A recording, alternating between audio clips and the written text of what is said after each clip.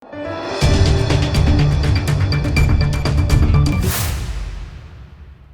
દર્શક મિત્રો, આપ જોઈ રહ્યા છો લોકમૈત્રી ન્યૂઝ. હું છું એન્કર અર્પિતા પટેલ. હવે જોઈએ અગત્યના સમાચાર. વડોદરામાં પરશુરામજીના જન્મ જયંતિની ભવ્ય ઉજવણી કરાઈ હતી. આ નિમિત્તે ધારાસભ્ય શૈલેષ મહેતા ઉર્ફે સોટા દ્વારા ધાર્મિક નગર યાત્રા કાઢવામાં આવી હતી.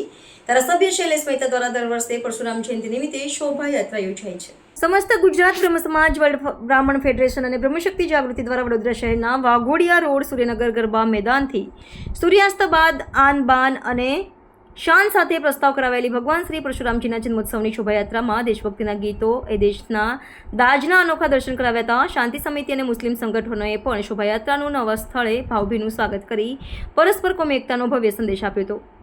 કેસરી ધજા સાથે માથે કેસરી સાફા બાંધી હજારો ભાઈઓ બહેનો ટુ વ્હીલર સાથે આ શોભાયાત્રામાં જોડાયા હતા. શોભાયાત્રાના ફ્લોટમાં આતંકી હુમલામાં જીવ ગુમાવનારા નિર્દોષ પર્યટકોને શ્રદ્ધાસુમન અર્પણ કરવા નગરજનોએ કાળી પટ્ટી ધારણ કરી હતી. તે ઉપરાંત ઇલેક્શનનો સ્પષ્ટ સંદેશ આપતા ફ્લોટ પર નગરજનોનું આ શોભાયાત્રામાં ધ્યાન કેન્દ્રિત કર્યું હતું. શોભાયાત્રાના રોડ પર આકાશી આતિશબાજી, ફટાકડાના ધૂમ ધડાકા, ડીજેના દોર વચ્ચે યુવાએ નૃત્ય કરી આકર્ષણ જમાવ્યું હતું. ખાસ કરીને છાવા સંભાજીરાવ મહારાજને જંજીરોમાં બાંધેલા લાઇવ ડેમોન્સ્ટ્રેશનનો ફ્લોટ આ શોભાયાત્રામાં ખૂબ છવાયો હતો. ફ્લોટ પર બેનર લાગ્યું હતું, તે હાથી ઘોડા ટોપ તલવારે ફौज તો તેરા સારા હે, પર જંજીર में જકડા રાજા મેરા અભી સબ पे ભારી હે.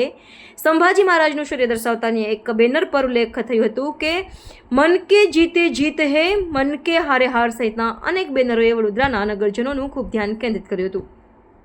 નિર્ધારિત રોડ પરથી આગળ વધી શોભાયાત્રા રાત્રે 9:15 કલાકે માંડવી ટાવર પહોંચતા પૂર્વે ડીજે બંધ કરાવ્યું હતું. મોડી રાત્રે કાશીના પંડિતો દ્વારા લેરીપુરા ભેટ પાસે ભવ્ય મહાઆરતી કરાવાઈ હતી. ત્યાંથી આગળ વધી મધરાતે અમદાવાદથી પોળ પંચમુખી મહાદેવ ખાતે પરશુરામ ભગવાનની શોભાયાત્રા સુખરૂપે સંપન્ન થતાં તંત્રે રાતનો દમ ખેંચ્યો હતો. આ શોભાયાત્રાના મોભી અને દર્ભાવતીના ધારાસભ્ય શૈલેષભાઈ મહેતા, વડોદરાના સાંસદ ડોક્ટર હેમાંગ જોશી, વડોદરાના પૂર્વ સાંસદ રંજનબેન ભટ્ટ, ભાર્ગવ ભટ્ટ, વડોદરાના મેયર પિંકીબેન સોની, સ્થાયી સમિતિના ચેરમેન ડોક્ટર શીતલ મિસ્ત્રી, કોર્પોરેટર હેમિશાબેન ઠક્કર, જાગૃતિબેન કાકા, પૂર્વ ડેપ્યુટી મેયર નંદાબેન જોશી, જિલ્લા પંચાયતના પ્રમુખ અશ્વિનભાઈ પટેલ સહિત મોટી સંખ્યામાં રાજકીય આગેવાનો તેમજ મહાનુભાવો વિશેષ ઉપસ્થિત રહ્યા હતા. Bureau report Himanshu Joshi, Lokmaitri news, Vadodara.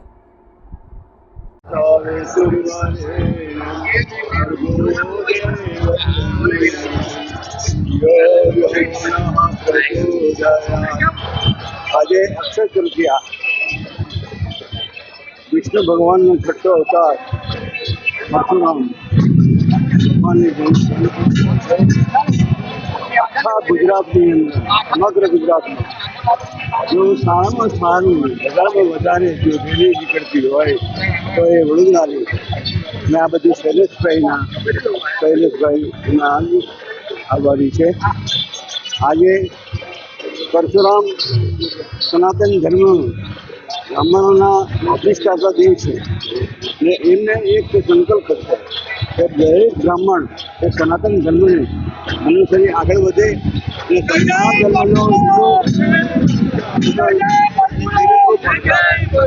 એમાં આદર્શ, એમાં હિંમત, મેન પાવર, વીર પાવર બધું જે પરશુરામનું જે છે એ બધા જ બ્રાહ્મણોને મળે અને સનાતન ધર્મ વડોદરામાં વર્ષોથી શોભાયાત્રા કાઢીને પરશુરામજીનો જન્મોત્સવ ઉજવવામાં આવે છે. પરશુરામ એ વિષ્ણુનો છઠ્ઠો અવતાર કહેવાય અને વિષ્ણુ એ સમગ્ર હિન્દુઓના દેવ છે. ત્યારે આ શોભાયાત્રા પણ ફક્ત બ્રાહ્મણોની નહીં રહેતા તમામ સનાતની હિન્દુઓ આ શોભાયાત્રામાં ભાગ લે છે. અને પરશુરામને જે ઇમેજ છે, શાસ્ત્ર અને શસ્ત્ર બંનેનો અભ્યાસ, એ પ્રમાણે એમને ઇમેજને શોભે એ રીતની શોભાયાત્રા આપ જોઈ શકો છો કે મોટી સંખ્યામાં લોકો આવી રહ્યા છે. અત્યારે સાફા બાંધવાની પ્રક્રિયા પણ ચાલુ છે. બ્લેક રિબિન કે જે પહેલગામમાં આતંકવાદી હુમલો થયો અને એમાં 26 જેટલા લોકો મરણ પામ્યા, એમને યાદ કરીને એમના જે લોકોમાં આક્રોશ છે એ આક્રોશ વ્યક્ત કરવા માટે બ્લેક રિબિન બાંધીને બધા આમાં જોડાઈ રહ્યા છે. અને આમાં વિવિધ પ્લોટ પણ અંદર મૂકવામાં આવ્યા છે. વન નેશન વન ઇલેક્શન સાથે આતંકવાદનો વિરોધ કરતો પ્લોટ, સાંબા નો જે પ્લોટ હમણાં જ પિક્ચર ગયું એમાં જે છેલ્લો સીન બતાવવામાં આવે છે એ સીન પણ અહીંયા રજૂ કરવામાં આવશે. સાફા બાંધીને મહિલાઓ આ યાત્રાની આગેવાની કરશે અને પરશુરામજીને ભવ્ય પ્રતિમા પણ આમાં જોડવામાં આવી છે. સાથે વારાણસીથી ડમરું વગાડનારા અને આરતી કરનાર પણ અહીંયા આગળ આવ્યા છે. એ લોકો પણ આમાં ભાગ લેશે. એટલે આમાં વિવિધ આકર્ષણો ઉમેરવામાં આવ્યા છે. આજે અખાત્રીજ છે. અખાત્રીજ એટલે ભગવાન પરશુરામનો જન્મદિવસ. વર્ષોની પરંપરા મુજબ વડોદરા શહેરના પૂર્વ વિસ્તારમાંથી આ શોભાયાત્રા નીકળે છે.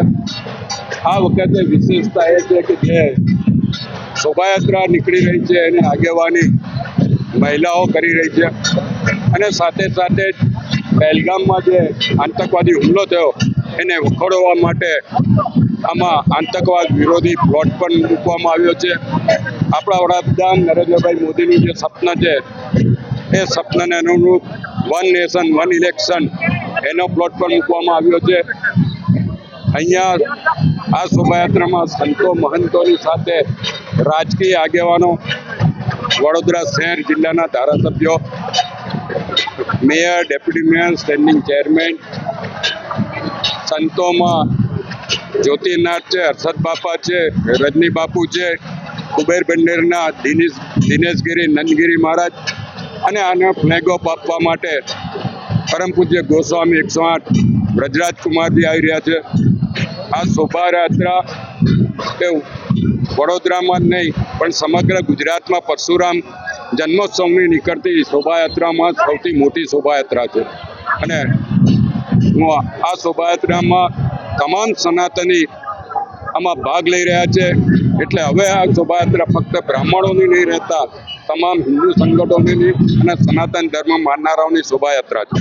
આની વિશેષતા એ છે કે હિન્દુઓની યાત્રા નીકળતી હોય અને વડોદરાના પૂર્વ વિસ્તારના તમામ મુસ્લિમ સંગઠનો પણ ઠેર ઠેર આ શોભાયાત્રાનું સ્વાગત કરી રહ્યા છે.